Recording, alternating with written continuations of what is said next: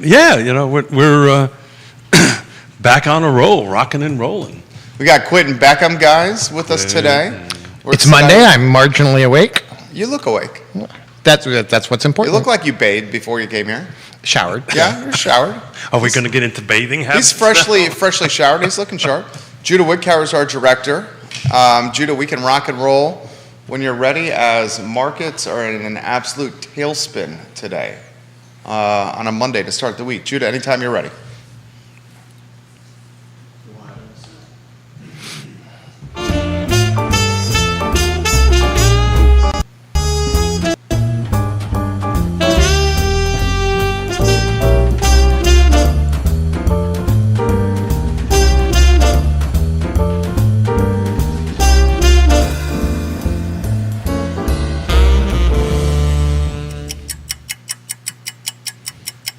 Guys, good Monday morning. I'm Jerry Miller, and welcome to Real Talk with Keith Smith on the I Live Seville Network. Thank you kindly for joining us. We have a Charlottesville, Central Virginia, Commonwealth, country, and worldwide audience on a Monday in June, the 13th of June to be exact. Today, we're presented by Keller Williams Alliance, and Yes Realty Partners. Two names, two businesses, and two families you can absolutely count upon. Judah Woodcower is our director. Why don't we start with the studio camera? And interestingly, you will notice the distinguished gentleman, Keith Smith, in a very different seat. I'm punishing him. I'm making him see what he puts us through. Change is something that the distinguished gentleman does not necessarily like. Oh, come on now. Oh, but it's the year to embrace change. That's right. It's all up in the air. How you feeling, gentlemen? Good morning. I'm not comfortable, I must I say. know you are. I can tell. I can totally tell.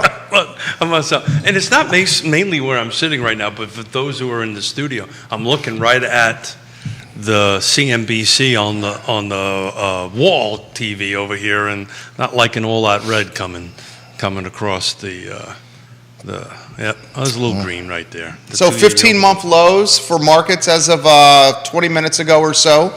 Why don't we start there? Gentlemen, Quentin, you said before the show started, is anyone surprised? Well, because we were talking about, we were talking about this months ago. Well, of course, because everybody saw it coming. And this is not hugely astonishing with everything that's happening in the world and how we've worked through the economy the last 2 years. I don't know that it's a big surprise.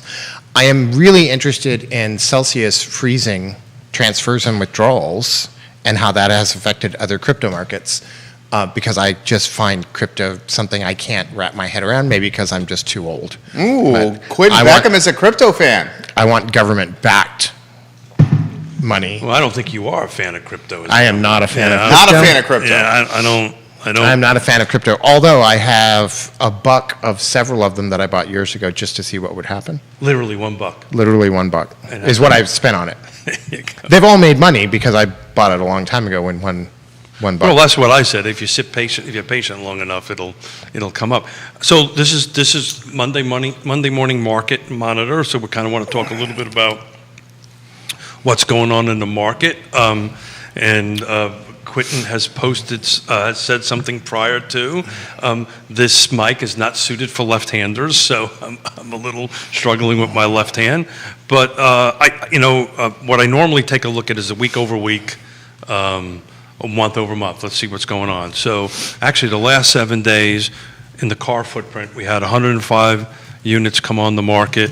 105 went pending. So we don't really see too many pars coming up. Same week, a month ago, it was 119 new, 140.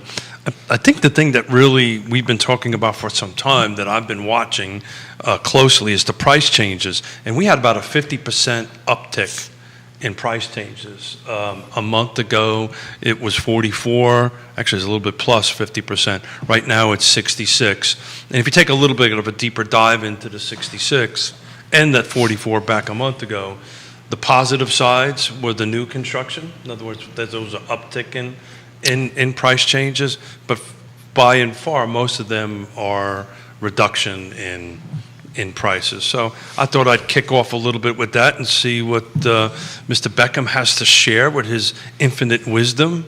Well, I think there's two sides to this coin. part of why my voice sounds how it sounds is I spent the last 3 days of last week in Virginia Beach. We had a Keller Williams event for all of the offices in Virginia and West Virginia. Had about 250 people there, went through a lot of this stuff. Yours truly got to help MC some of it, which was a lot of fun Whoa. for me. I'm not sure if anybody else liked it, but it was fun. And we had multiple panelists on that have been agents since the time of the great unpleasantness and before, as well as a room full of people where 80% of the folks had not ever experienced that. They've only lived in the market that has occurred since. And so I think there's two sides to this coin. If you're a real estate agent and you happen to be watching, although most real estate agents are not up and watching something at this hour on a Monday morning, if you happen to be watching, just know that even in like the depths of the post-crash market, there were still 4.3 million homes that sold. Yeah. And you have an opportunity to be in that bar. Your world does not have to come to an end. You do have to develop some different skill sets. If you're a buyer or a seller, you want to start adjusting to the new market and you want to start looking ahead. We're seeing a lot of these price changes because people are still pricing in the market that was 90 days and 120 days ago instead of the market that is That's what today. the 66 is That's all what that about. 66 is. How many agents in cars and car? Let's call it 1,200. Of the 1,200 agents in car, how many do you think have seen a recession?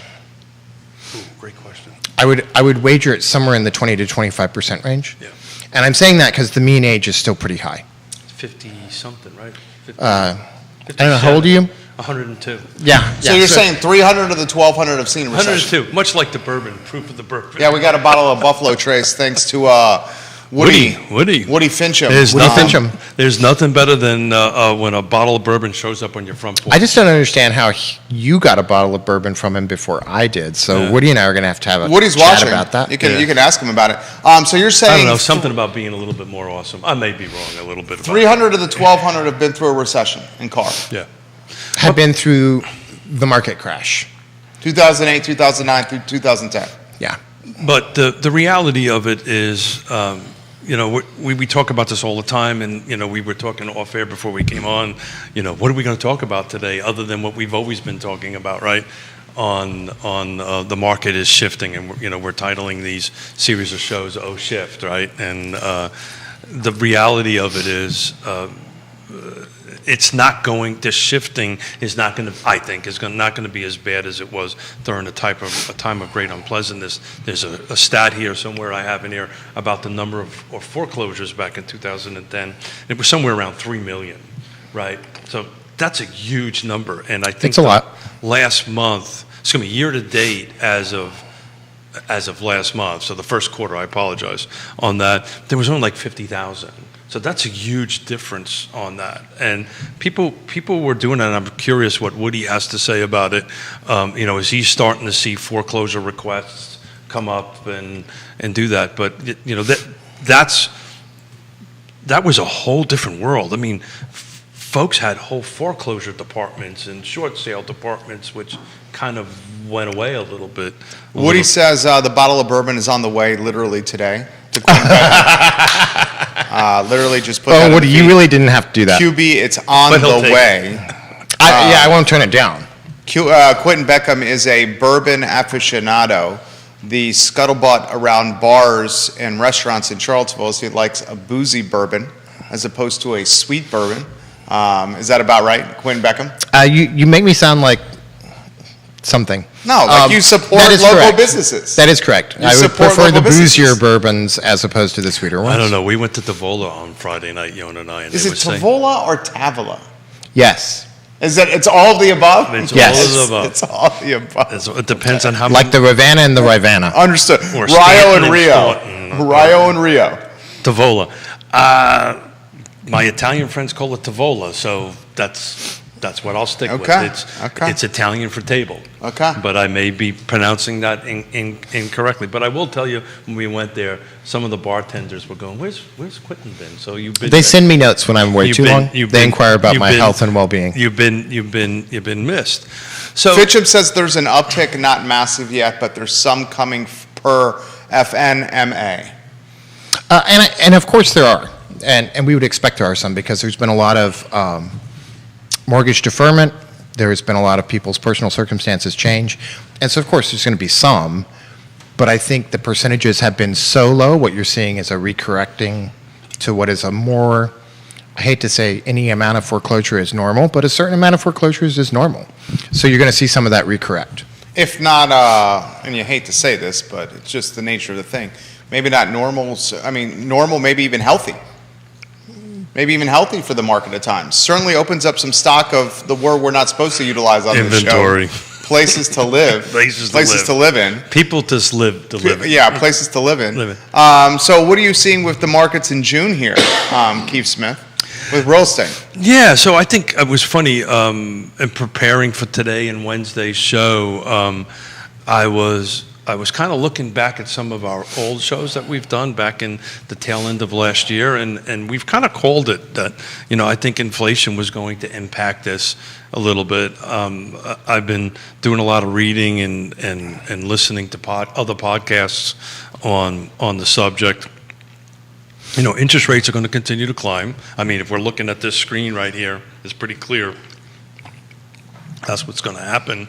I just think you're going to get more of a balanced market. Last time I think Quentin and I were here, we had a little toy to play with, and we got into trouble and You had a scale. got a scale on that. So I think you're going From to the toy store. We're going to see a little bit of a balance going on. But we've been saying this for months now, and I will tell you, and I might get kicked under the table here, and definitively Yona might chime in and yell at me a little bit. The reason I know it's shifting is we had a transaction, and I won't give the details.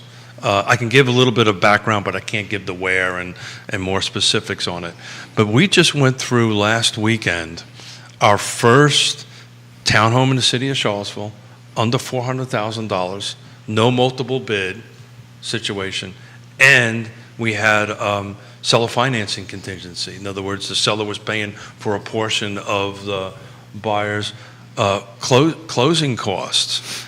I can't remember the last time that came up, and that's in the city of Charlottesville. So I think the market is shifting. I think it's already shifted, and I think we'll go ahead and kind of have to reset. Realtors, real estate professionals, everybody in the food chain is going to have to start upping their game a little bit, and start bringing back some skills that we may have used in the time of great unpleasantness.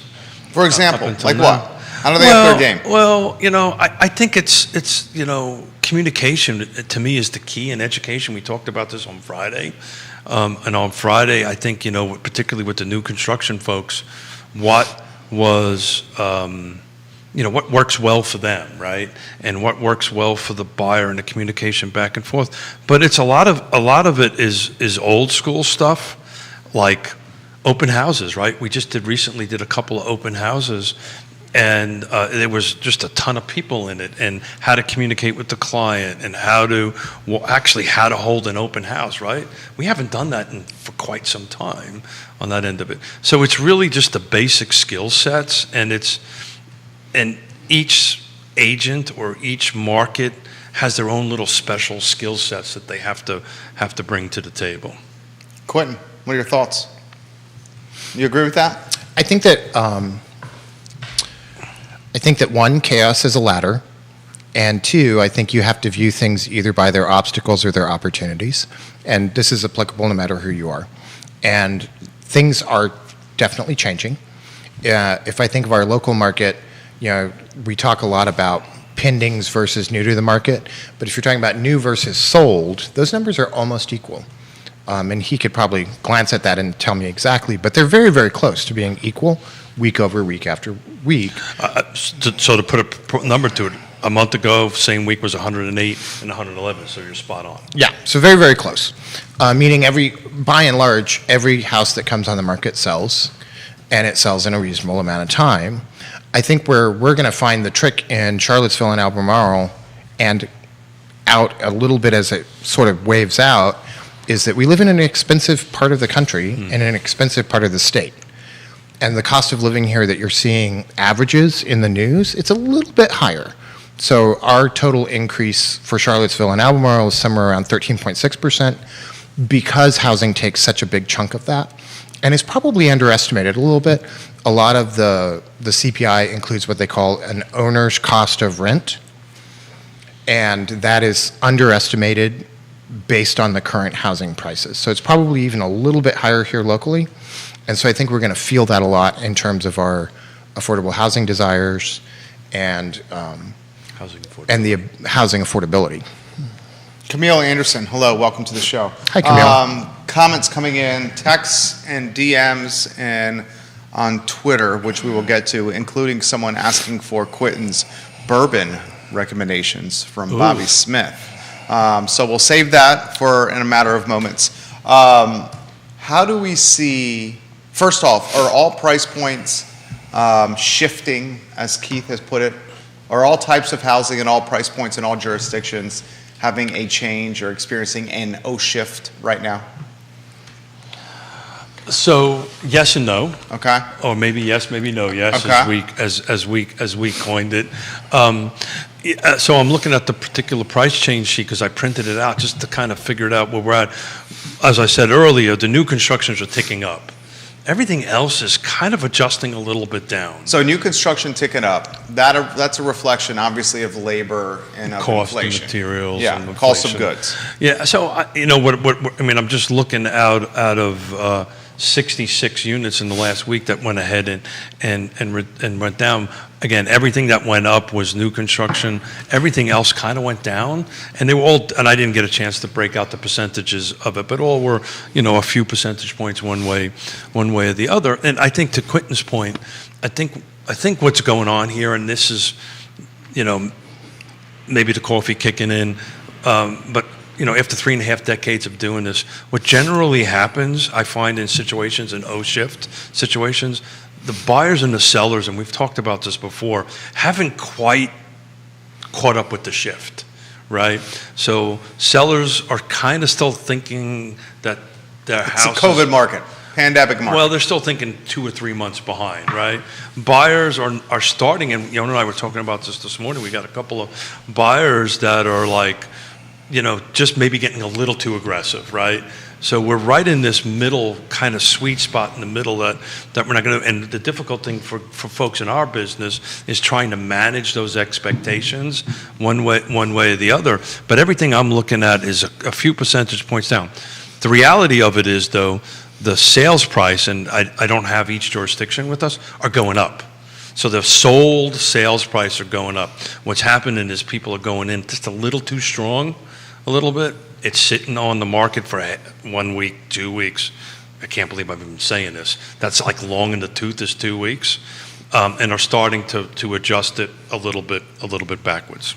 $5 a gallon gas today, Quinton, on the way in. I know that doesn't impact the EV, and he's an EV expert over there. But how about $5 a gallon with the market and how it could impact real estate? Gasoline impacts everything. When you think about basic fuel costs, they impact everything, and a lot of that has to do with how we transfer goods around and food and getting from place to place. So gasoline affects everything. It's also one of those items that, much like groceries, no matter who you are, you need it.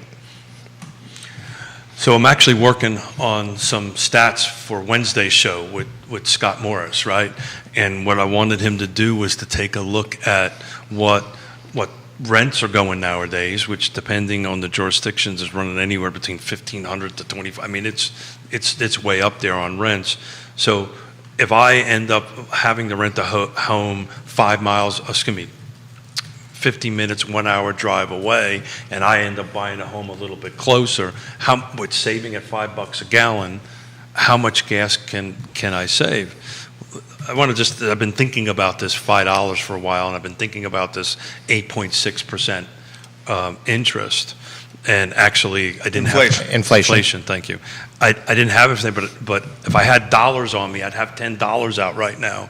And if I had $10, let's just round it up to 10% inflation. Well, that $10 is only now worth $9, right?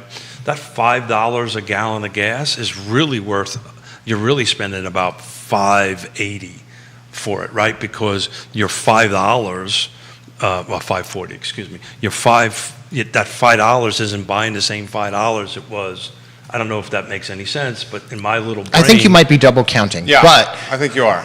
No, I'm not counting I'm just putting the fact that I lost that, but if my dollar isn't worth the same amount of money as it was a couple of months ago, I'm paying more for everything right now. And the only reason I know that is every time my wife and I go home to Europe, to home place, the euro seems to jump a little bit, so we're already paying on top of everything. So that's kind of where my brain probably went off track a little bit. do you know why Europe jumps? This is a joke, I'm sure. No. Why does it jump? Because whenever things get 'Cause bad Keith like Smith this, is going? investors move foreign money into Oh, yeah. U.S. money because we are like the Lannisters and we That's pay our exactly debts. And so the dollar gets stronger Sure. whenever you have a hit to the world economy because a lot of money gets moved there. I guess- Forbes reported lowest mortgage application in 10 years last week. Kevin Yancey's comment. He's watching from Smith Mountain Lake. Oh, That good for comment's Kevin. also come in via Twitter from Stacy, who has said, "Get the panel's take on the lowest mortgage demand last week in a long time." Well, that's reflected in the the pendings, right? The pendings a month ago was 140, and now it's 105. It's just the higher mortgage rates are just slowing down the number of buyers in it. And when we had the little toy to play with, that's what we were predicting, the little balance toy, that interest rates will come up, the buyer pool will get a little bit less. But what I didn't project, and I may be wrong on this, and Mr. Beckham is thinking for sure, I didn't expect the inventory to drop that much. The number of homes on the market are not far less, but they are somewhat less than they were a month ago. They're about, almost 20 units round numbers less than they were a month ago. So I want to back up to a few things and let's go backwards. One, mortgage applications are down to the lowest they've been. And that doesn't mean that you're not going to have enough buyers for the home that goes on the market because the number of buyers has been so excessive for all the inventory we've had in the last 2 years. And so yes, it's the lowest it's been in 10 years, and I don't know that that means anything for the person that's putting their home on the market. As you look at the different price points and how prices have accelerated over the last 6 months, the higher the price, the greater the purchase price over list. So if you were selling a home that was $400,000 or less, on average, the list to purchase price was 100% even. You go 4 to 8, that's somewhere in the 2 to 3% range. You go 800 and above, that gets up to almost 105%. So the biggest gains in housing appreciation in terms of what people are willing to pay are at the higher ends of the spectrum. This means as we move forward, it's the folks at the highest ends of the spectrums that are going to have to rein back their expectations. So I think those are important things for sellers to know and agents to be able to communicate properly with good data. I expect mortgage applications to come down, in part because you have a lot of buyers that have been in the market for forever, and when they recast their application, because they're recasting it for the new interest rates and inflation, you don't get a brand new mortgage application. If you apply and you sit and you recheck your mortgage 4 times, you only count once in those statistics. Yeah. And we have such a huge inventory of buyers still in comparison to what's in the market. I would expect those to come down and to come down dramatically. So that's not a huge surprise to me. And as far as inventory, I do feel like, one, we have a lot of people that have just redone everything and they're sitting still because they just did it in the last 2 years. 2, even folks that were contemplating it, they're waiting to see what's going to happen. They're experiencing their new cost of living and deciding how it's going to work. And I think a lot of times, although it would be nice to be able to, you mentioned earlier, maybe I'll live a little bit closer and save on gas. Yeah, I don't know that that's usually how most people think of buying a home, although it's certainly something we consider. That was the point I was hoping to make on Wednesday, because it's really not, that's the automatic, oh my God. I mean, it's costing almost $100 to fill up my Subaru now, right? And that's gotta hurt. Yeah, I know. Wise ass. He's rubbing it I know, I see that. Quentin Beckham has an electric vehicle. Smart man over there. Smart man when it's $5 a gallon gas. Lucky. let's not suggest I bought this with any idea that gas was going to be an Well, issue. you knew where the market was going. Plus, I think you bought it because it was a little sexy. You may not have known that gas was going to get this expensive. Well, but I wanted, you knew the I wanted value a fun, of an I wanted a EV. fun car that accelerated quickly and had a lot of tech, and that's why I bought an electric vehicle. So now I'm taking a decision made for one reason, and I'm harping on it like I made it for another. How about Yeah. this comment? sexy. Rising rates and percentage over appraisal is again removing buyers from the pool. That comment just came in the Absolutely. mix. Absolutely. Although I think one of those is going to start to lessen up. Which one would that be? That would be the offers over list Over- price. Yeah, Yeah. 100%. You know, we're seeing a lot of price, what do they call it? Price improvement, price reductions. We're starting to see those come So through which more of and those more two, often. I've been meaning to ask you, which of those two words you prefer? Yon and I have a very, we're debating that. Yeah, Between price reduction or price improvement? And I'm going Or new price. and I'm going to continue to resist getting in the middle of your marital disagreements. So I'm open to a variety of things that are not misleading, and I think adjectives. There's a lot of them. We shouldn't just use one. So So he's a primary suite guy as well. Primary suite. He's a primary suite guy.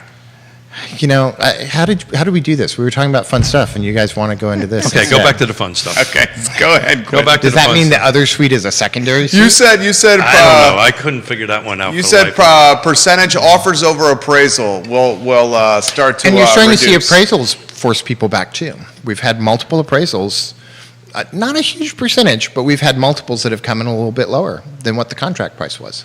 So the market is shifting, and I think for people that need to continue to move, just be really aware of where we're at today, because whatever you figured out 3 months ago is probably not true anymore.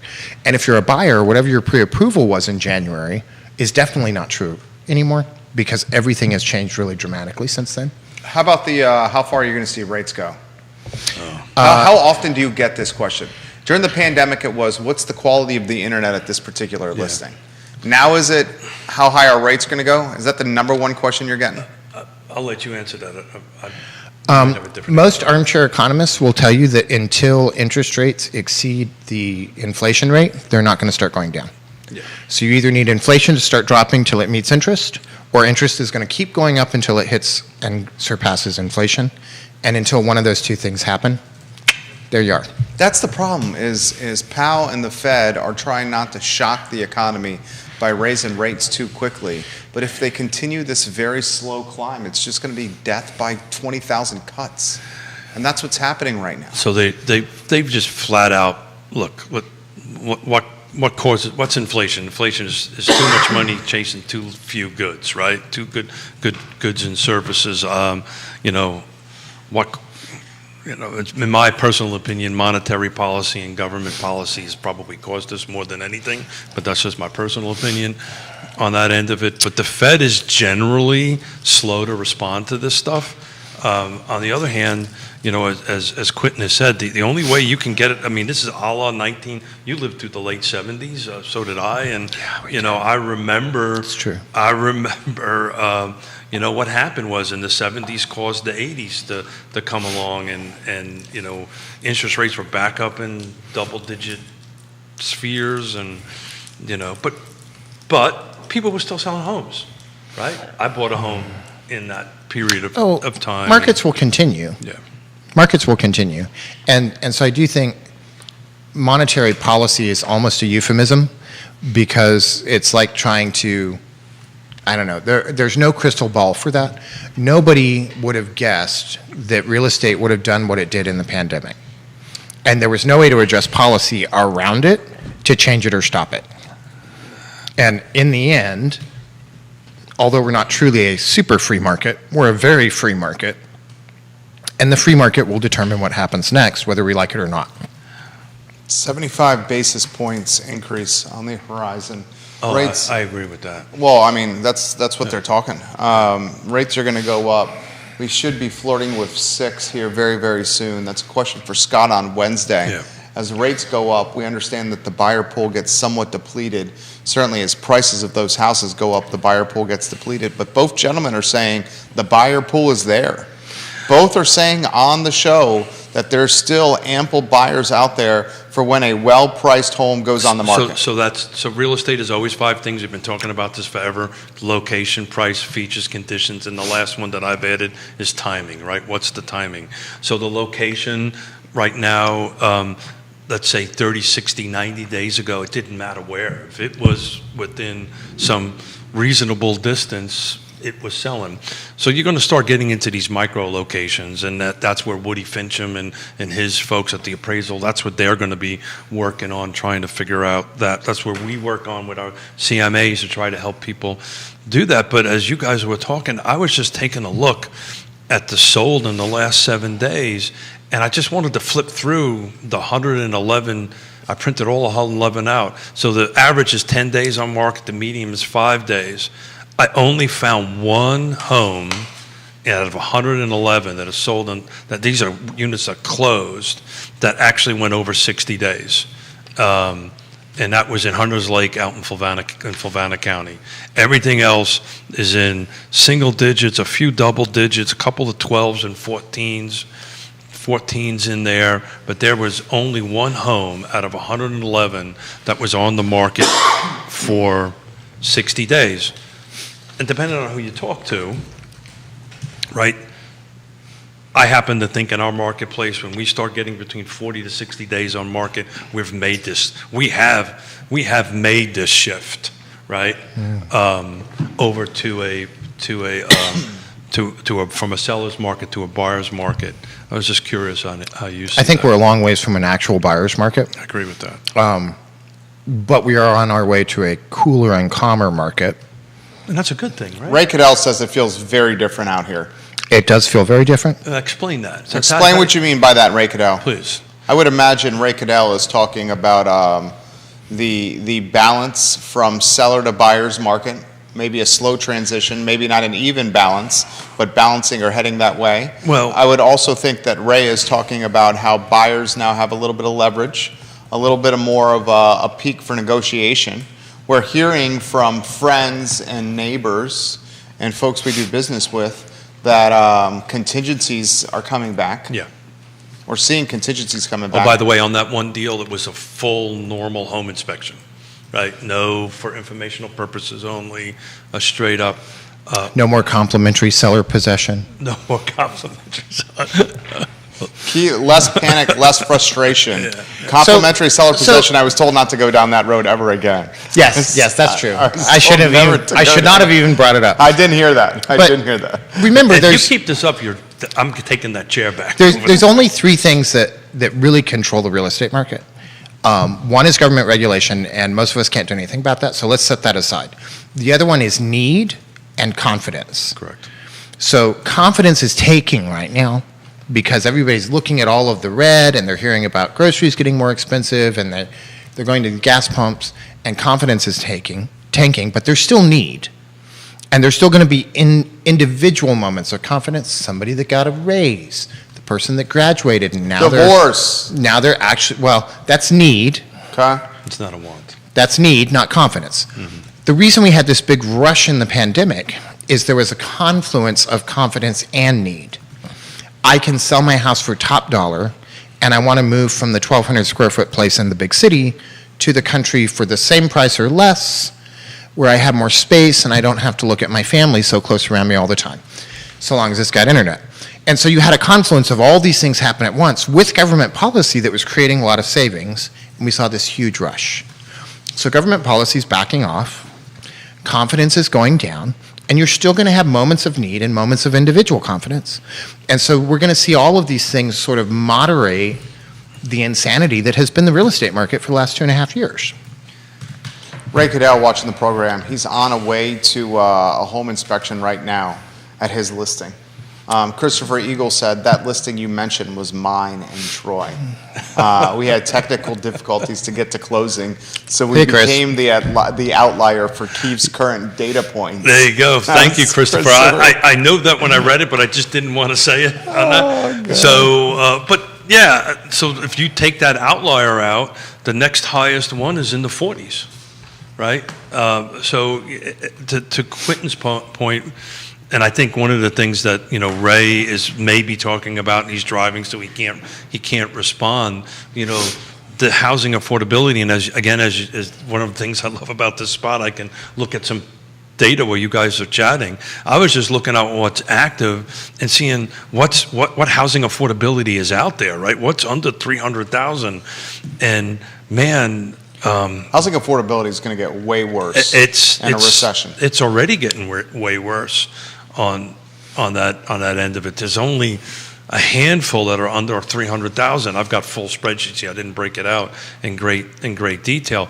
If I know Ray at all, I think that's part of his frustration is, yes, maybe we're switching to a buyer's market, right? But for what buyers? That's exactly right. Yeah, for Wealthy buyers. For what buyers? For rich buyers. And I think I don't think we're switching. The needle is moving back towards the middle. It's less over to sellers. Balancing. It's still a seller's market. Yeah. But you need this velocity to slow down.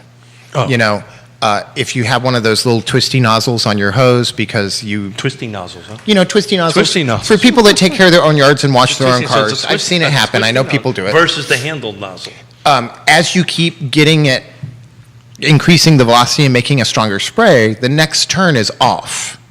And real estate's the same way. Yeah. We're just dialing back on some of this. You're going to have a little better flow and throughput. A lot of what has kept sellers out of the market is the fear of the competition on the other end. As you start to see these days on market expand to more reasonable timeframes for people that are moving, as you start to see some of this horrible competition come down, you've got a better opportunity for people that want to move but stay in their same neighborhood and have a good reason to move and an individual reason for confidence, maybe a raise. Maybe they were in sales and now they're the general manager. They're going to be able to enter the market with a degree of confidence that the rest don't have, and that'll overcome some of the issues with rates. What do you think, Keith? So I'm going to ask a question. So in this shifting market, right? Jerry asked me, what skills do you think real estate agents, realtors should be sharpening today for tomorrow? Well, one, if you're working with buyers, you're going to have to change your whole concept of how you're negotiating that, because it's no longer walking forward to make whatever sacrifice at the altar of the seller's need in order to get through the door. So we're going to see some of that back off, and you're going to have to know when that is, because it's not everywhere yet. This is still what we might call That's what frothy. that whole location. That's thing the is. location, and really knowing on a hyper-local level what's the market you're dealing with and what are those sellers' needs, so that you're negotiating that properly.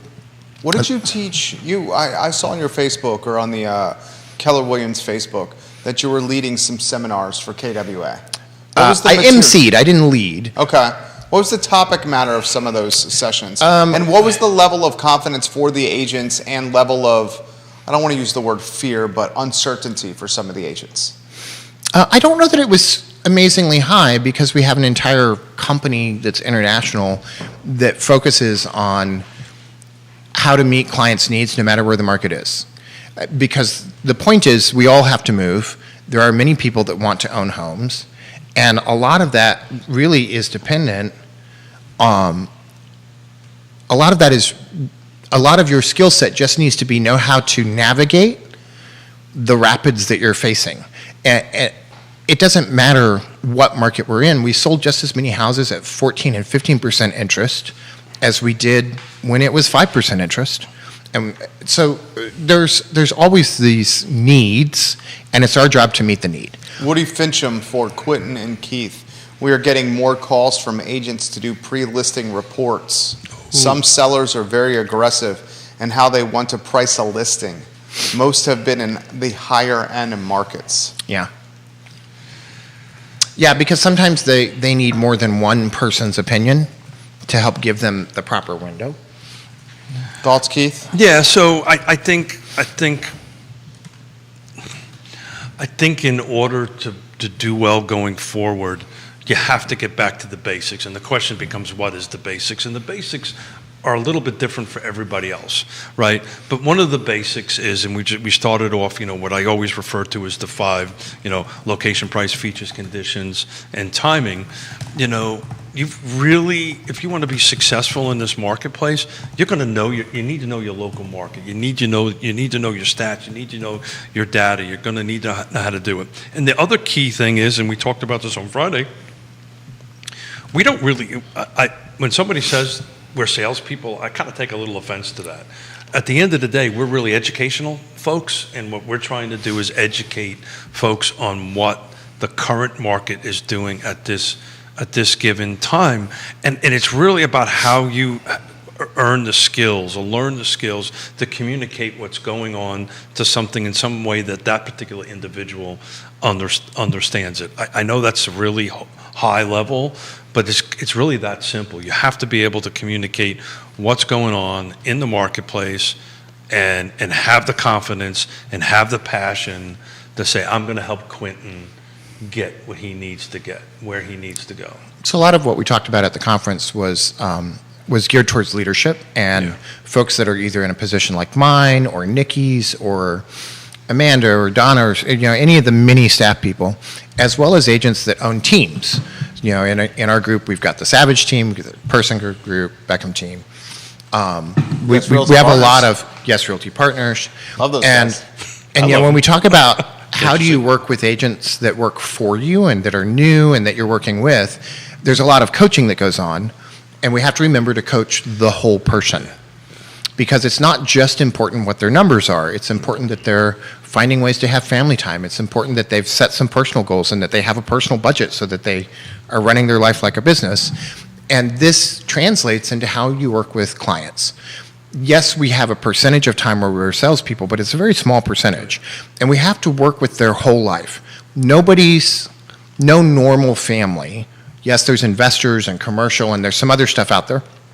But in the typical family that we're meeting with, there's a lot more into selling the house and moving, a lot more that has brought them to that table than just the price and the interest rate.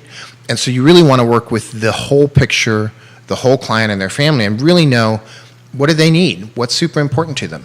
We know money's always an issue, so let's just agree that's an issue and set it aside. What are the next 5 things? This comment's a good one, and this is a challenging topic here. This is from Jennifer. She says, will we see a new makeup or dynamic of realtors in the area as some start to age out or choose retirement because of the market we're heading into? And will we see a new dynamic of younger realtors navigating this uncertain market? Which Jennifer is this? This is Jennifer Hi, Christoph, watching the program right now. Jennifer, where are you watching the show? There's no place of residence. When I hover over your name in the comment section, I would love to know where you're watching. And Jennifer, follow-up question. I would love to know if you're in the real estate business as well, please. I think in terms of seeing lots of younger new agents enter in, if you don't think you've seen that in the last 3 years, you haven't been paying attention. Yeah. Because we've had a huge influx of younger, dual career, stay-at-home parents that have entered real estate as a way to help prop up the household income in a rising market. So we've really seen a lot of that adjustment now. Every year we talk about the mean age of a realtor, and the real estate industry as a whole is pretty much old and white. I don't know any other way to say it. All of our demographics, I'd say if you that's look at fair. them. Yeah. And although that mean age is coming down, it's not coming down to what you would think of as a median. And so that's still sort of in a state of flux. I do think you will see invariably as markets shift, people keep up and people don't, and it's across the whole board. And this works in terms of service industry staff as we've moved through the pandemic. Every industry has its challenge.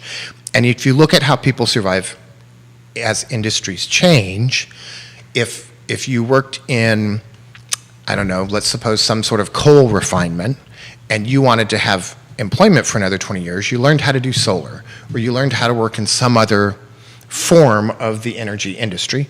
Real estate's been like that for 35 years. So what you'll see as we move forward, and what I hope you see more and more of, and what I would like to see more and more of, Diversity. is diversity and better educated agents that are bringing more to the table every year than they did the year before. I think that will happen because of technology, Quentin, and I think it will also happen because of the resources that are readily available. And I also think that'll happen because there's this massive career shift movement that's happening. And being straightforward, the barrier of entry for the real estate career is not particularly steep. But to do well is pretty high. Well as high. To get in the barrier is of not steep. continuance is pretty high, Yeah. and not all of that is based on your skill set. Yeah. Although a lot of it is. I think there's lots of opportunity for positive change in our industry, and some of that based on what we're trying to do as associations, locally, state, and at the national level, as well as what the market is going to push realtors and real estate agents to do. John and how they Blair, perform. Stanton, welcome to the program. Keith, your thoughts on this topic? Yeah. So again, I love this seat here. This is kind of new for me. I'm enjoying it. So it's interesting. What I'm going to do is I'm going to go and ask Carr to find out in the time of great unpleasantness how many real estate agents we had during that time of block versus now. That would be an interesting, see if they have some sort of stat on that to share. But as you guys were talking, either our brokerages or the Kayla Williams Alliance brokerages, or other brokerages, I've been getting phone calls quite a bit. Hey, I'm in this situation. I need some help. Believe it or not, from other brokers, agents that are calling us. So you're starting to get into situations in a transaction or that folks haven't seen before, Yeah. right? Hey, we're behind, we're closing late because of a home inspection problem, or what do I do this? How do I communicate with my client? Because I think, to Quentin's point, everything has been so fast-paced in our industry.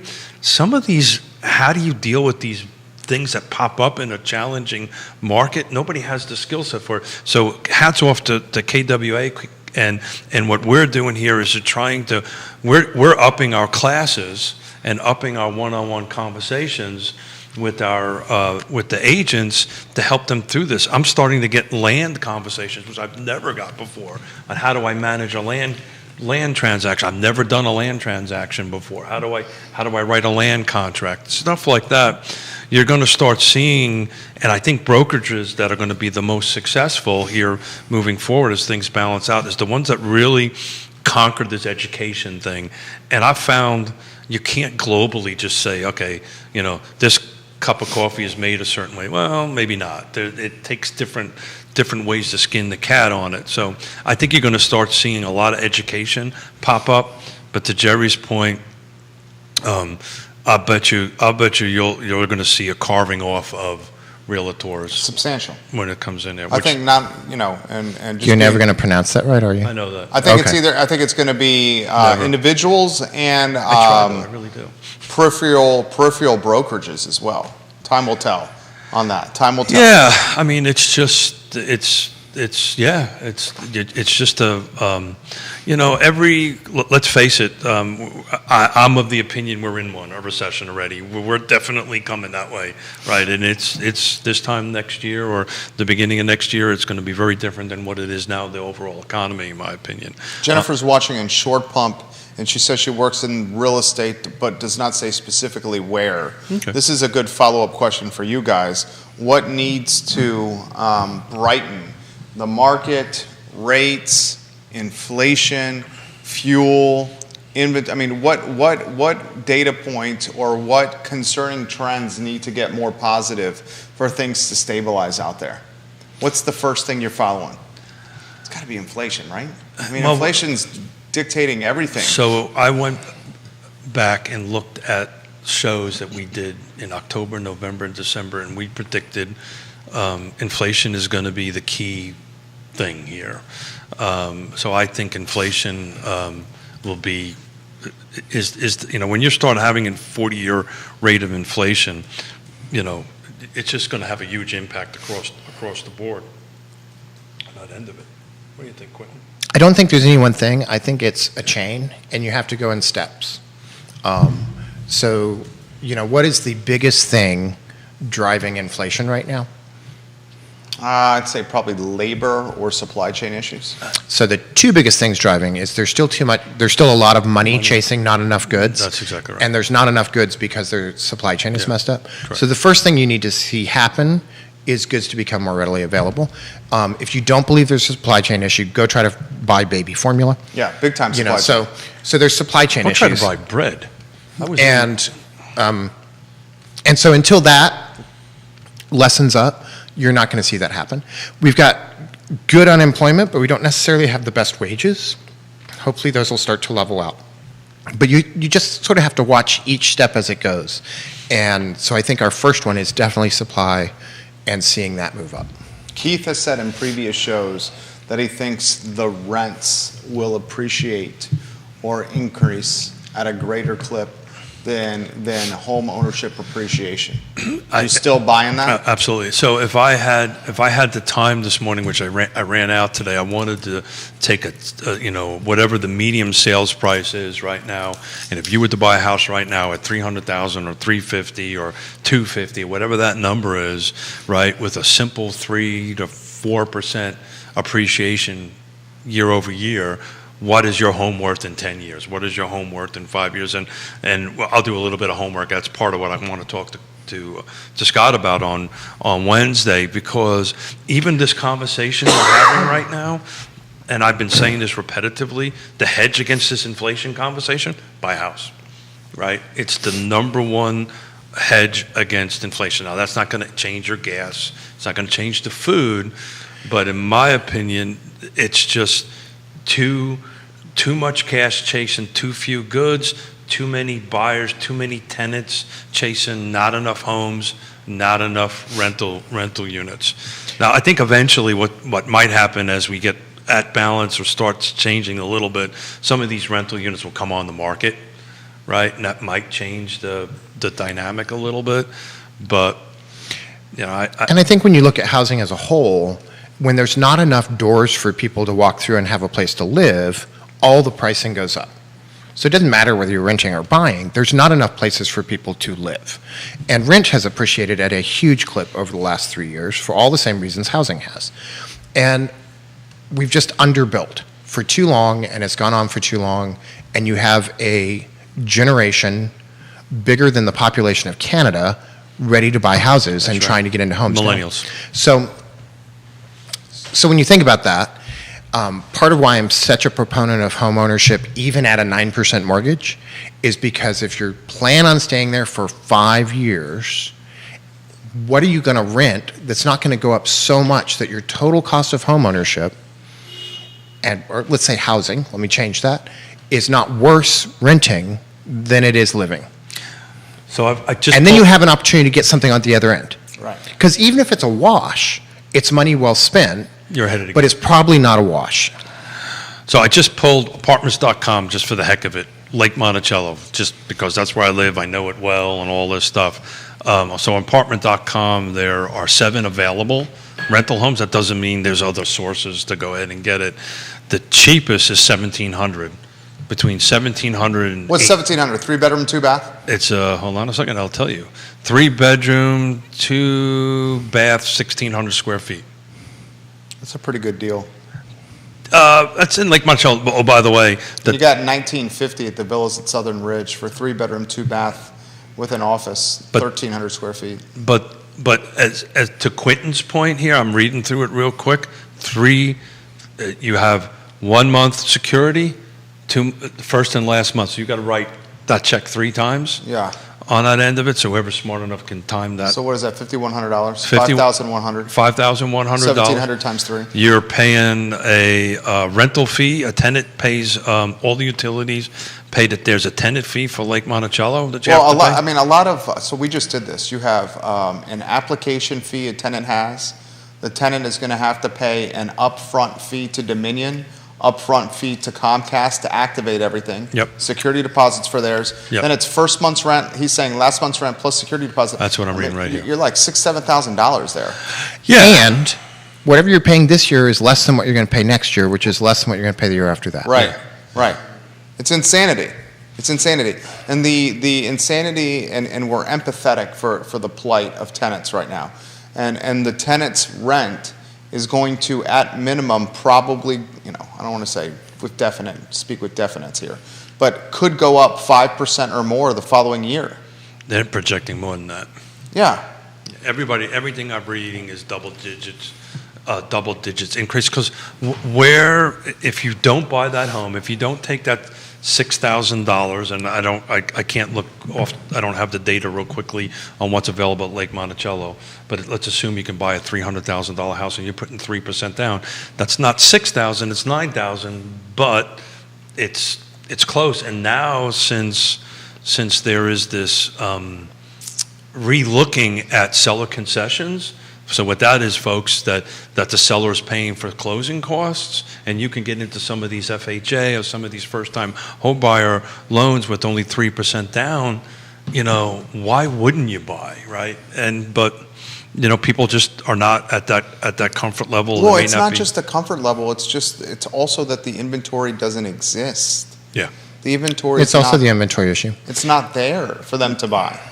And if they've tried to buy, maybe they've struck out. Vincent Agnello, am I saying his last name right? Lives in Boulder, Colorado. Need to get rid of institutional investors out of the housing market.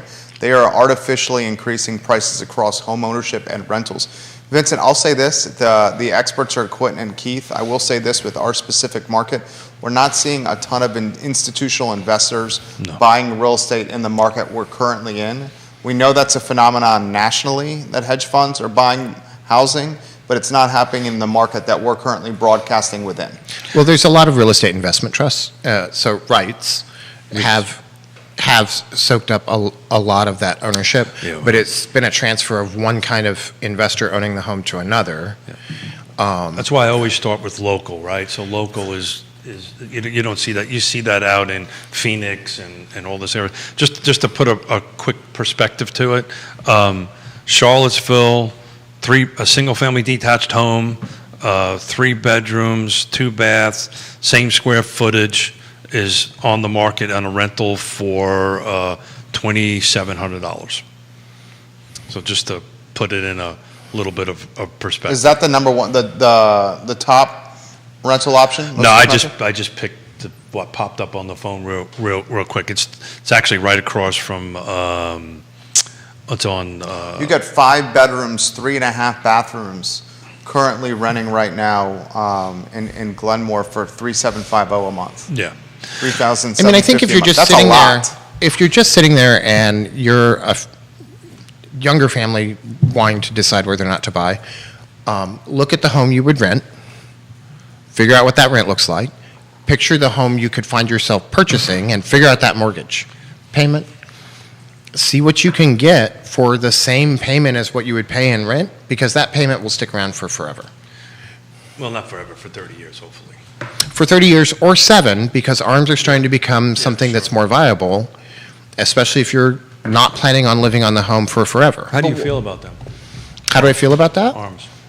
After learning more about the ARMs, I'm not minding the ARMs so much. There's a purpose for the ARMs. 7 and 10 I like. 1 to 3 not so much. I like the 710s. Yeah. Because if it's 5 years, also how we live in homes has changed, Correct. much like how we keep jobs has changed. Most people don't work for the same company for 50 years and retire with a pension. Most people don't live in their homes for 30 years. They don't buy a home planning to pay it off. So I think if you think of the home like you're leasing a car, then a 7-year ARM is very reasonable.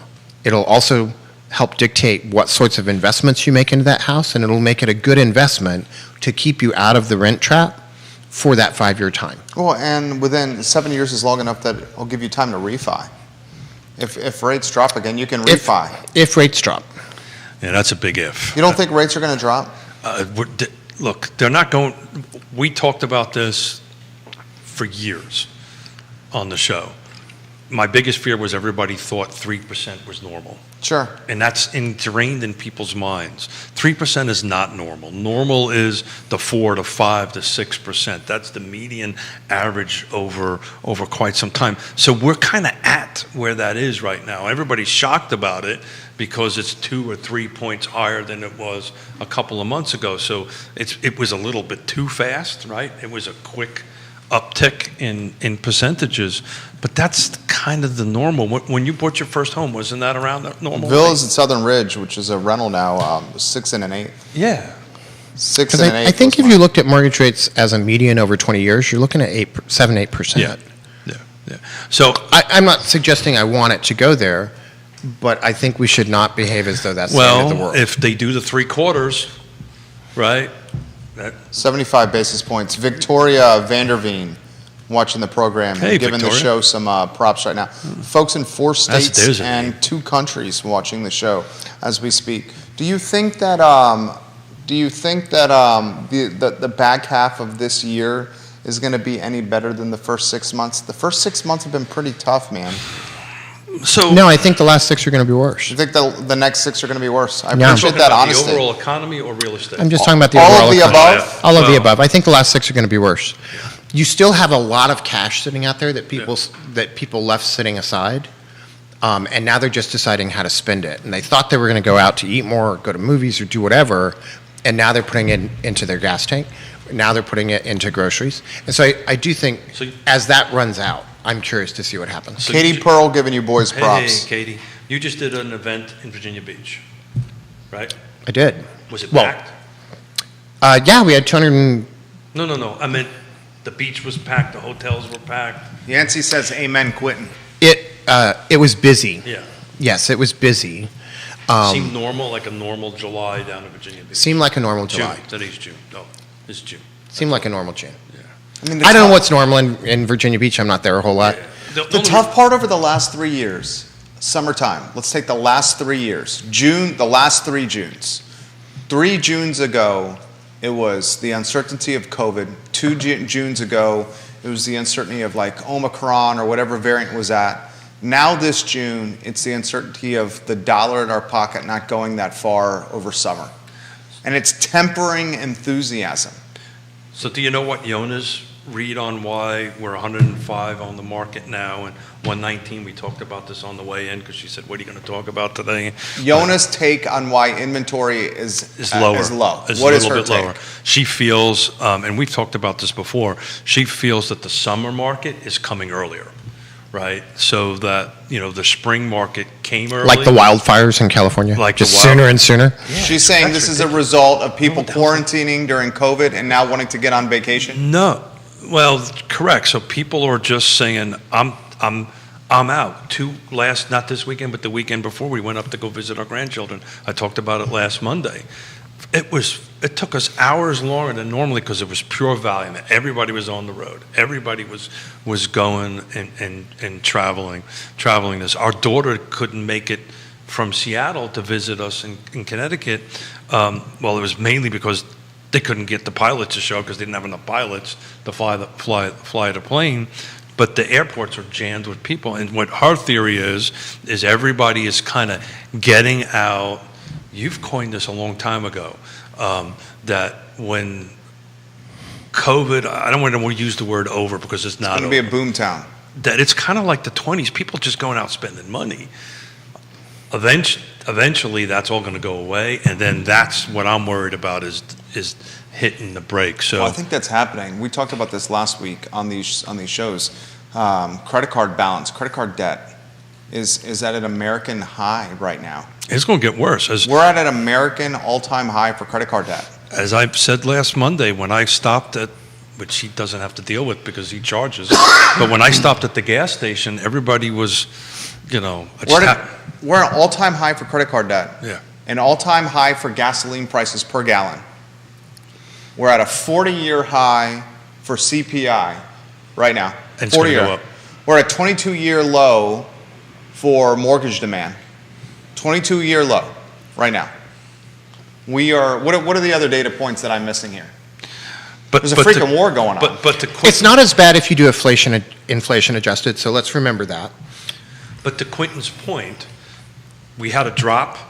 Now this is 1 week snapshots, though. So the actual solds are lagging about 30 to 60 days behind. But we're really not that far off. So I'd really be interested when we have this show a month from now and take a look at what that next weekly snapshot is a month from now, and we will continue to do this. I take a screenshot every Monday of it, and I've saved it since the beginning of the year. It's not technical or it's not official. Month of now is mid-July. By Yona's take, it would still be low. Yeah, and I don't, I'm a smart guy. I don't disagree with Yona. So I wouldn't disagree with her either. Yeah, I think you're seeing a lot of people traveling. I think you're going to see in July people coming back up. I know Yona and I are having conversations with people that want to list their homes, but they're out on vacation. They want to come back. They're out at the beach with the kids or whatever it is. So I think you'll see some balancing because of that. I may be wrong, but that seems to be the read that she has. You agree, QB? I do, and I think that in terms of people that live around here within the car footprint, the trick is to make a plan. The feds are going to keep boosting interest rates to sort of cool off impulsivity and to slow down the amount of money chasing limited number of goods. And I think for you, no matter what your circumstances, no matter what your income and what your needs are, the real need is to make a plan for what's the next 3 to 5 years look like. What do I need to do so that I weather it well and I come through positive at the other end? And that may not be the house you dreamt of. It may instead be the house you need. And so just sit down and have a really good budget, have a really good conversation with a trusted professional that can help guide you through that process for the next 3 to 5 years. Much like we talked about what's going to help the economy, it's no one thing, it's a step of things. How you get from where you are now to the next place in your life is no one thing, it's a step of things. And so you have to decide what's that first step, where am I going, what's best for me and my family. Pay off your high interest rate debt, please, dear God. That's the first step you should be doing. Yeah, so, one of the blessings of living through the time of great unpleasantness, and one of the blessings of, as everybody watches the snow, we lost everything we had a couple of times, particularly during the time of great unpleasantness. We never have credit card debt. Yeah. We do everything, and that was the comment I was making. I'm ripping out my debit card to pay for gas. To me, that's the same as cash, right? That is the same as cash. Yeah, that's the exact same as cash. Yeah. Thank you for clarifying that. But it's the same as cash. But when you're starting to put these, paying for $5 worth of gasoline on a credit card that's what 20%, 18%. Katie Pearl, my father-in-law was a Delta pilot for 30 plus years, and Delta incentivized him and tons of other seasoned pilots to retire early during COVID, and now they are radically understaffed for pilots. Surprising. Expect more flight delays and cancellations. Talk about costs going up, right? Flights. I wouldn't be surprised if the father-in-law gets a ring that says, "Hey, can you come back to work?" Kevin Yancey says, and he's watching at Smith Mountain Lake, if I don't have cash, I don't buy it. Well, I mean, you need, Ooh, Quentin Beckham is being quite versatile here. He's having conversations in the comment section while doing the talk show. Not trying to promote any particular persona, QB says, in the comment section. But I met Camille Anderson and Justin Anderson and became over a really good conversation at a bar one night years ago. Was this a Tavola? And I've loved them ever since. No. This was at Three Penny, back when Three Penny was where Little Star was. Oh, God. Three Penny Cafe was great. So my wife and I, our first date was at Three Penny Cafe. It was me and them and Evan Hansen, and we had like this 2.5 hour, shut the place down, really awesome, fun conversation. Let's play a trivia game real quick. How many brands or restaurants can you name that have operated in that location on West Main Street? Oh, no, I don't want to do that. In the Three Penny location. Three Penny Cafe? Since it was converted from... It'll Before or after? It makes me sad thinking of all the restaurants that have closed over the last 2 years. Can you name any, Keith Smith? Oh, God, what was it? Three Penny... First, before it was Three Penny, it was the station. The station, I So remember it was that. a gas station at one time. It was Zinc. Zinc, that's the one I was just Three thinking. Penny Cafe. But right now Little it's... Star. And Little Star's, I think, has been staying in there the longest, right? The station was in there quite long. Little Star is owned by the across the street guys. Small Plates restaurant attached to Public. You know what I'm talking about, QB? I do. I'm drawing a blank on the name. Who's going to Oak Heart Social? Oak Heart Oak Heart Social. Social. Quentin Beckham. So Little Star is the current location now. It's on West Main Street for those that are asking. as we speak. You need to take Yona there for dinner, please. We've been there multiple times. I'll tell you, it brings up, We tried to go there for a drink one day and they were closed. we tried to go there. Bad Was it on timing. Monday? It was the Monday after alumni weekend. Yeah. Was it a Monday or, no, it was a Tuesday. Was it a Tuesday? It was a Tuesday. I was surprised. that We they- ended up someplace that I don't want to go back to. Yeah, we. I won't ask which one that was. We No. won't talk about it. Because I know you too well. You would never say the name. I would never say we it. won't I just talk have my about- own quirks and I just need to keep them to myself. So, your top places to go out to eat. The reason I bring it up is I'm asked that question more. What? Where do you go to eat? Where can I go to eat then, Don't say interest rates. I swear to God I do. No. I swear to God. Nobody really, I have to tell you, I very rarely get asked about interest rates. Do you get asked about rates? I get I get asked about everything, I get asked. including things that I can't say on air, even in this media. Even in this no FCC rules media. Even in this no That's FCC interesting. media. Terrifying. That's terrifying. I'm asked more where, right? People buy homes, for the most part, by how much they can afford.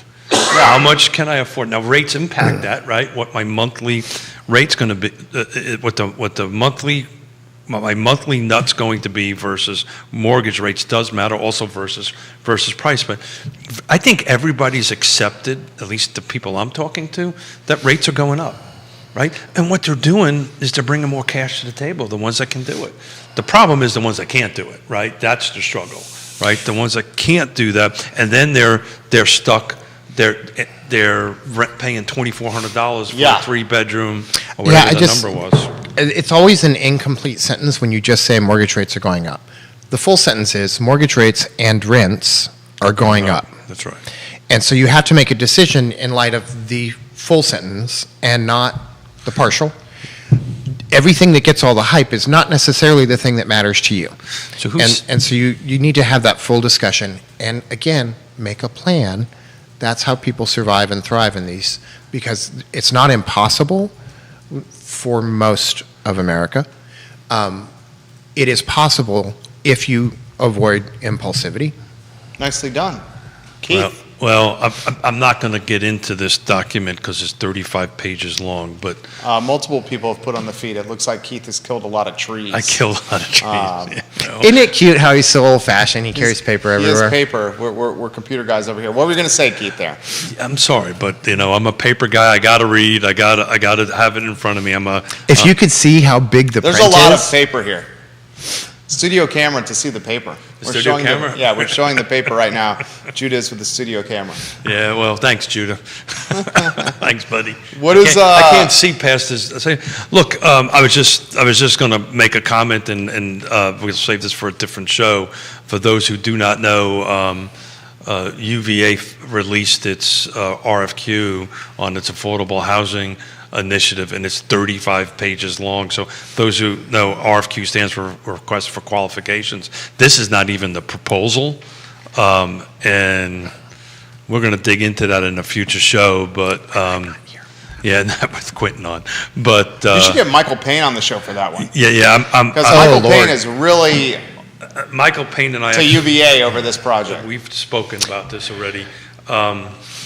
Interesting fact about this, you may know this, but the West Main Street parcel that was in UVA's ownership got switched over to the foundation. So the foundation now. Which one?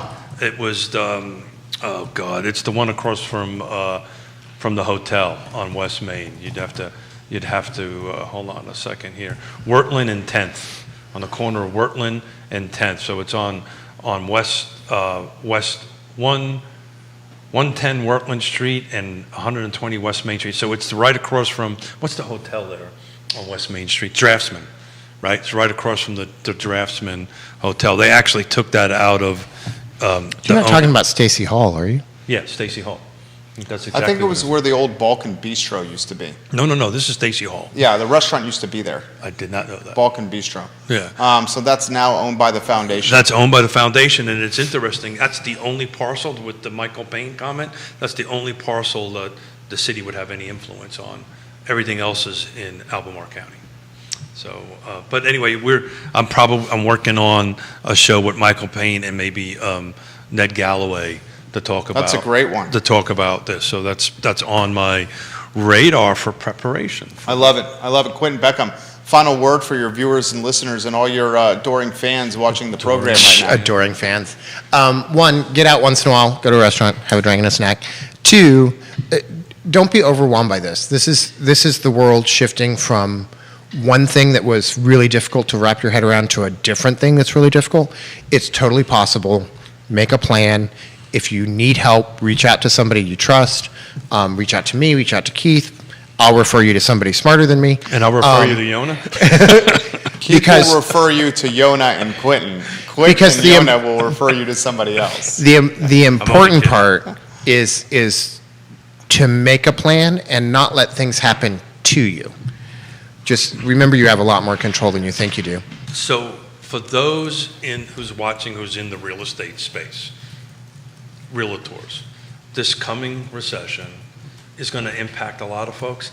It's going to have an impact on us. We're going to feel it, but it's not going to be anything like the time of great unpleasantness. The people that I really feel for is the restaurant business. Yeah, definitely. They got hit with COVID, right? Now they can't hire nobody. Restaurant, events, and hospitality. Anyone that's right on the living wage or minimum wage that's relying on team members to staff their businesses around living or minimum wage are getting ravaged right now. And inflation going up, and I don't even want to say what's on my mind, but we're going to be higher than where we are by the end of the year, without a doubt, if not close to a double-digit number. People are walking out, they're going out to eat. So when we went on Friday to Tovola, Yona and I, at the end of the day, and we treat to ourselves, I was talking to the bartender, I said, how's business, how's things going, right? He says, we're busy, but we're not seeing the same regulars every week, right? People that would come twice a week are now coming every other week. People that would come every other week are now coming every month or whatever it is, because that's, when you're starting to take a hit on your dollar is only worth 80 cents now. Yeah, that's the first thing you cut. That's the first thing you start doing. So to Quentin's point, I know it's going to be easy to do that, but please go out and support these folks. Be a little patient. It might take you a little bit longer to get your meal. It might take you a little bit longer to get a seat down. But please support them, because they've been hit pretty hard consistently. Well said, Keith Smith. Keith Smith and Quentin Beckham, 2 A+ people. You guys did well today. Yeah. Sharp shirt. Sharp shirt. Thank you. I love the logo, right? Yeah, it's a very nice logo. Yes, Royalty Partners. I think that spot fits. That spot No, seems I to suit do not you. like this spot. I do not like this spot. So you're just going to punish other people with I'm it? going to totally punish other people. To Jerry's point, I like to stay in my comfort zone, and this He doesn't is, like change, that man. It's not. It's It's changed. It's changed. It's changed. So the reality of it is, Jerry, I'm not sitting there staring at your handsome, gorgeous face. That's Thank you. why. Thank you for saying that. You got Scott Morris Wednesday? Scott Morris Wednesday, yeah. Wednesday, Scott Morris is back in the mix, guys. We're going to take a little bit of a deeper dive into some of this stuff and get him to run some numbers for us. You gentlemen do fantastic work together. Seriously, I very Thank you. much enjoy when you guys come on the show. And this comment was just left. The station, Zinc, used to be a car dealership at one time. Well, that's on West Main Street. it was It was so many things. Was It it was- a it car was lots. dealership or was it a service station? Both. Really? I did not know that. This Wow. used to be a car dealership. This building. Macklin Auto. Yeah. This was the bay where the cars would come in out of this courtyard. Oh, wow. They'd come out the back out. Wow. Judah Whitcower is our director. Quentin Beckham, Keith Smith, So a shout out for Friday. Friday show. Friday show is we're doing a Father's Day special. Ooh, Pop in the mix. Kerry gonna- Rock in the mix. We're going to have my father sitting in one of these chairs and Kerry Rock sitting in it. We're going to talk about Father's Day from the perspective of kind of three different generations or 4 different generations. And it was interesting. I had a conversation with my pop yesterday, and either I was told this and never registered or whatever, but when my grandfather, my father's father, went off to World War II, he was 3 years old. He did not see him again until he was almost 7. on that. And that's just kind of a different perspective that he's going to bring to the table on Father's that. Day special on Friday. We're looking forward to it. All the shows are archived on realtalkwithkeithsmith.com, realtalkwithkeithsmith.com. The I Love Seville show is up in 55 minutes. The Monday edition of Real Talk presented by Yes Realty Partners, Keller Williams Alliance, KWA, and Yes Realty Partners, an absolute trusted name in the game. Thank you kindly for joining us, guys, on Real Talk. Join us in 55 minutes for the I Love Seville show. Take care. Well done. Bravo. Bravo. Excellent.